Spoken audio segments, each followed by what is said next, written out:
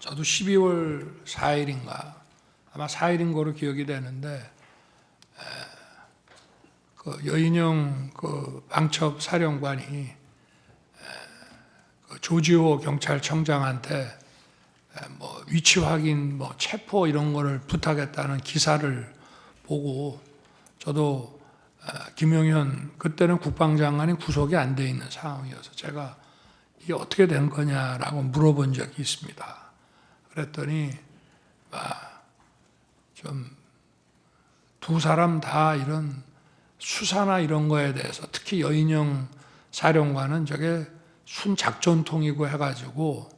도대체 이 수사에 대한 개념 체계가 없다 보니 위치 확인을 좀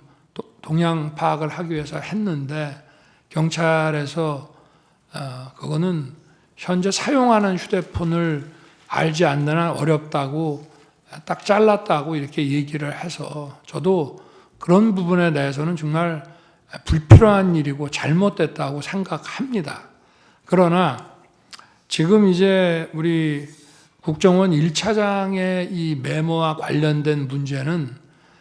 그런 차원의 문제가 아니고 저와 통화한 거를 가지고 대통령의 체포 지시라는 것과 연결을 해서 바로 이 내란과 탄핵에 이 공작을 했다는 게 문제입니다. 지금 제가 그 당시에는 지난번에도 말씀을 드렸지만 국정원장이 미국 출장을 갔는지 여부에 대해서 좀 오해가 있다 보니까 사실은 직무대리인 1차장에게 통화를 하게 된 그러면서 지금 이런 상황이 지금 발생을 했다고 지난번에도 말씀을 드렸는데요. 제가 여인영 그 방첩사령관을 도와줘라라고 한 얘기, 그리고 제가 1차장에게 이따가 전화 혹시 할 수도 있다라고 한 8시 반경에 얘기를 해서 10시 넘어서 제가 이제 계엄 선포를 다 하고 올라와서 전화를 한 이유는 아까도 말씀드렸지만 몇 차례 본 적도 있고 또 뭐 일도 열심히 하는 것 같고 이렇게 해서 제가 격려 차원의 전화를 한 건데 그중에서 제일 중요한 부분이 우리 홍 차장이 여인영 사령관하고 육사 선후배잖아 하는 얘기가 가장 중요한 얘기인데 아까 그 얘기 못 들었다고 거짓말하지 않습니까? 제가 전화를 한 이유는 간첩 사건에 대해서 국정원이 가지고 있는 정보를 전부 경찰에만 주려고 하지 말고 방첩사도 수사 역량이 있고 원래 지난 정부에서 방첩사 수사 요원을 2분의 1로 감축을 시켜서 군 방첩 활동과 방산 이 안보 활동에 지장이 많이 초래가 됐기 때문에 우리 정부에서는 수사관을 계속 증원해 나가면서 이를테면 창원의 방산업체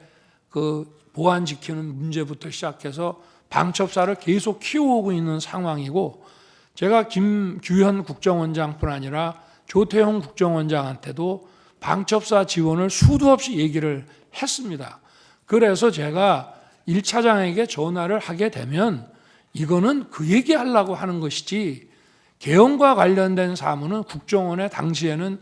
뭐 요청할 일도 없고 또 만약에 여러 가지 계엄과 관련된 정보사항을 좀 파악을 해야 되겠다 하면 대통령이 국정원장한테 전화를 하지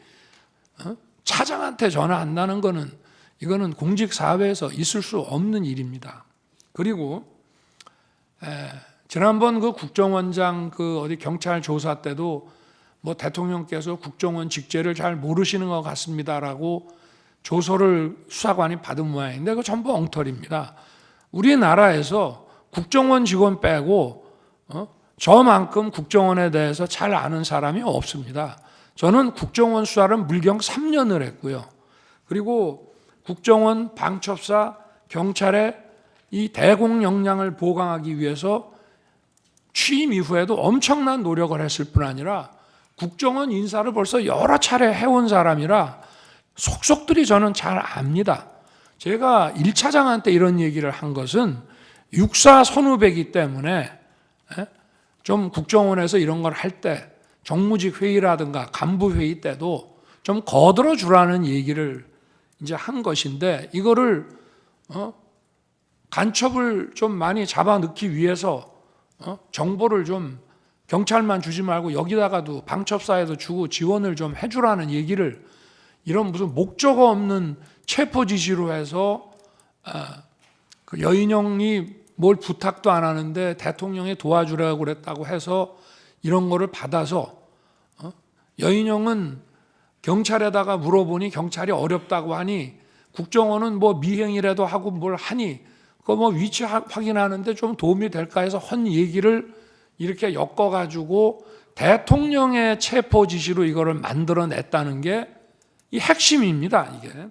그래서 이 메모를 아까도 왜? 자, 지금 12월 3일 날 밤에 저 국정원은 뭐 신출귀몰 안 되고 뭐 저 영장 없이도 이렇게 수사권이 없어도 뭐 좀 미행이라든지 뭐 정보 활동을 통해서 사람 어디 있는지를 알아낼 수 있지 않는가라는 뭘 잘 모르는 사람의 이런 부탁을 받아서 미친놈 말도 안 되는 소리 하네라고 했다고 하면서 그거를 또 한 번 계속해서 이 메모를 만들어 가지고 있다가 자기가 12월 5일 사표 내고 6일 날 해임이 되니까 이걸 가지고 대통령의 이 체포 지시다라고 이거를 엮어낸 것이 바로 이 메모의 그 핵심이라고 저는 말씀드리고 싶습니다. 그리고 아까 국정원장에게 대통령이 방첩사 지원하라고 했던 얘기에 대해서 국정원이 원장이 별다른 대답을 안 했다는 것은 제가 판단하기에는 저한테 하도 들었기 때문에 그 얘기는 맨날 하는 얘기니까 아마 내가 저 국외 출장 중인 줄 아시고 저 1차장하고 통화를 했다가 그 얘기를 하셨던 모양이구나 라고 저는 원장이 받아들였을 것이라고 생각하지, 개헌과 관련된 별도의 그 어떤 지시였다고 한다면은 바로 저한테 아마 국정원장이 특달같이 전화했을 겁니다. 1차장한테 뭔 지시를 하셨다는데 그게 뭡니까 하고, 그래야 그게 국정원장이지, 아니 개헌과 관련된 지시라고 생각을 하면서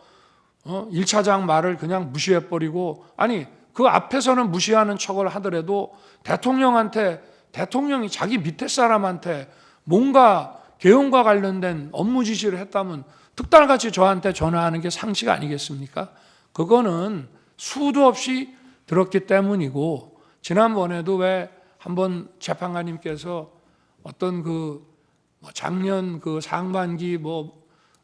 총선 전에 어떤 그 안가 자리에 그 여인형 방첩사령관이 거기에 왜 참석했냐고 한번 물어보신 것 같은데, 그 자리가 바로 국정원 보고 방첩사 지원해 주라고 하는 그런 자리입니다.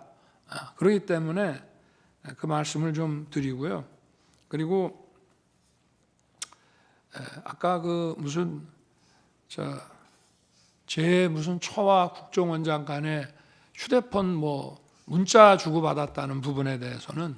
그건 뭐 저도 알 수 없는 것이지만, 저와 제 처는 지난 11월 7일 대국민 담화와 기자회견한 이후에 소통 방식을 개선하고 휴대폰을 바꾸겠다고 이미 국민들에게 다 말씀을 드려서,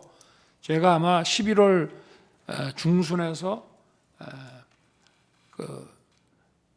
남미 G20하고 APEC 출장 가기 직전 아니면 그 직후에 휴대폰을 바꿨습니다. 그래서 비화폰을 저 같은 경우에는 국정원장하고 썼고요. 아마 제 아내는 국정원장이 안보실장이던 시절에는 전화번호를 가지고 있었을지 모르지만 휴대폰을 이렇게 그 비화폰 아닌 개인 휴대폰을 바꾸고 원래 휴대폰을 다 없애버렸기 때문에 저는 그 통화 내역이 어떤 건지 사실 좀 궁금합니다.